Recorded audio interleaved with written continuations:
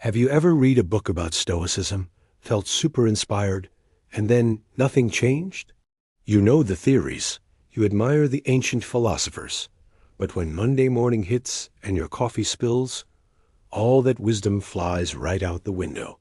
If that sounds familiar, you're in the right place. Because today, we're moving from theory to practice. We're launching a 30-day Stoic siege on our own minds. This isn't about just understanding Stoicism. It's about living it.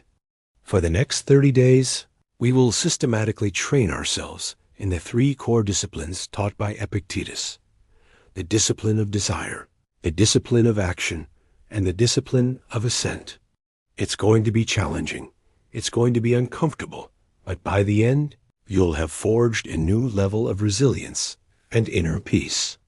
Are you ready to stop just reading about the good life and start building it? Let's begin. Welcome to day 1. Our first 10 days are all about the discipline of desire. The fundamental idea here is simple but powerful. Some things are up to us, and most things are not.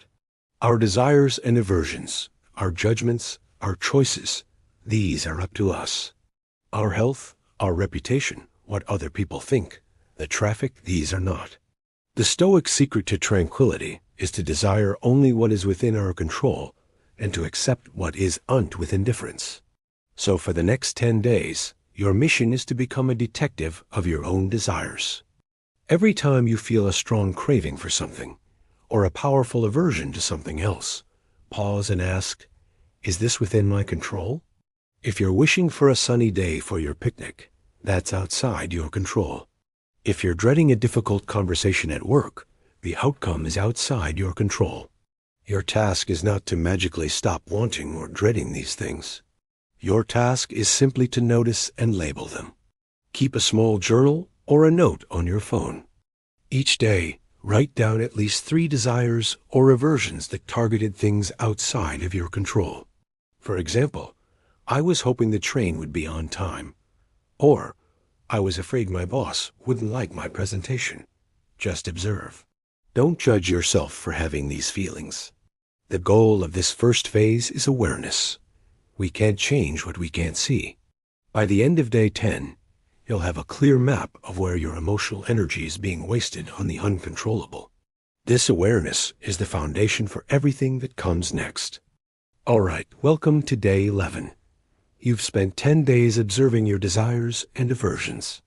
You should now have a pretty good idea of how often we get worked up over things we can't influence.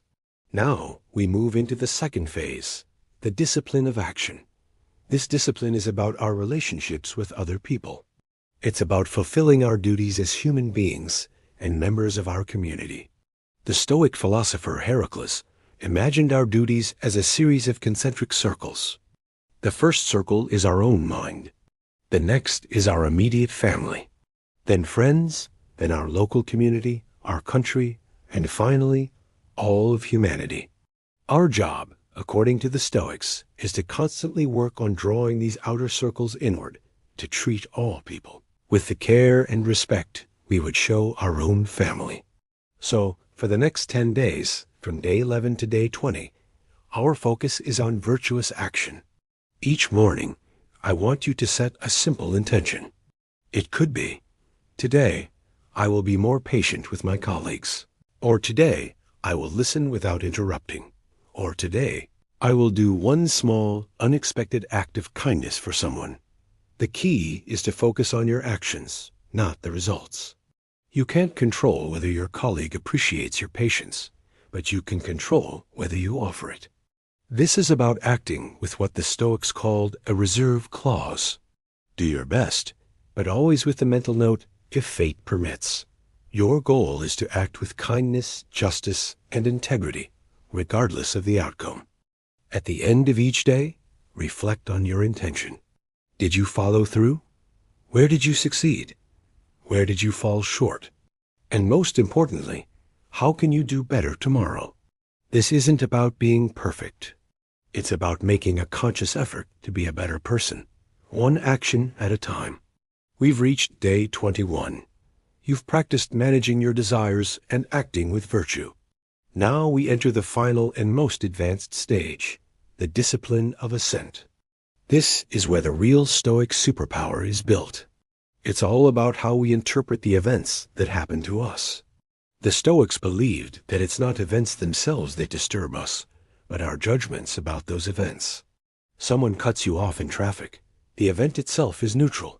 Your judgment, that jerk, he has no respect, is what causes the anger. The discipline of assent is about inserting a pause between an event and your reaction to it. It's about examining your first impressions and deciding whether to agree with them. So, for these last 10 days, from day 21 to day 30, you are going to become a gatekeeper of your mind. Whenever something happens that provokes a strong emotional reaction, positive or negative, I want you to stop and say to yourself, this is just an appearance and not at all what it appears to be. This simple phrase creates a crucial space. In that space, you can analyze the impression objectively. Is this event truly a catastrophe, or is it just an inconvenience? Is this person's comment really an insult, or just their opinion, which has no real power over you? Your task is to challenge your initial judgments. For example, if you get an email with some unexpected bad news, your initial thought might be, this is a disaster. Challenge it. Is it really a disaster? Or is it a problem that, while difficult, can be managed? Can you see it as a test of your character?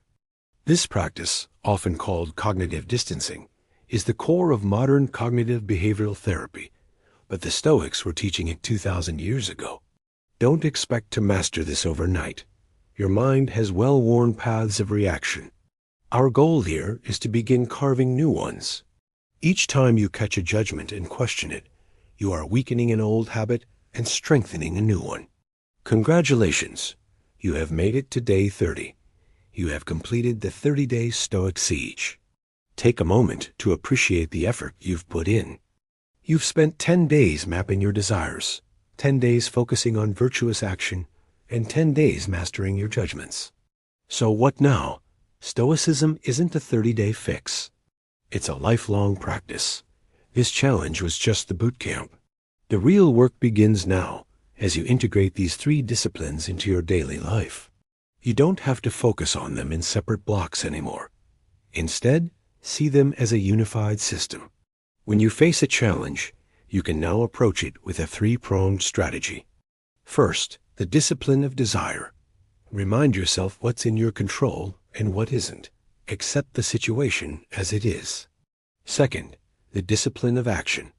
Ask yourself, what is the virtuous thing to do right now? How can I act with courage, justice, and kindness? And third, the discipline of assent. Watch your judgments. Don't let your initial impressions run away with you. See things objectively, without adding layers of drama and negativity. Continue your daily reflections, maybe just for 5 minutes each evening. Ask yourself, where did I let external events disturb my peace? How did I treat others? Did I assent to any false judgments? The goal is not perfection. You will still get angry. You will still desire things you can't have. You will still make bad judgments. The difference is that now you have the tools to recognize it, correct your course, and get back on the path. You've built the foundation of an unshakable inner citadel.